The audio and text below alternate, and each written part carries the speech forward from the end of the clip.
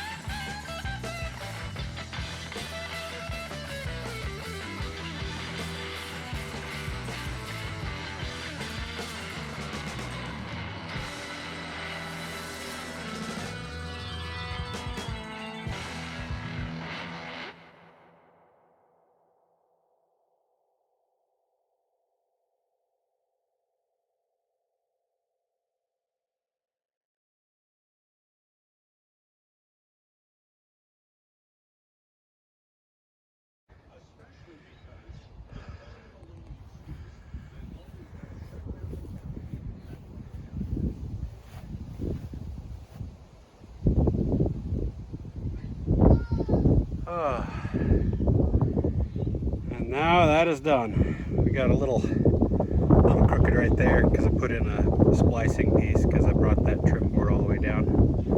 But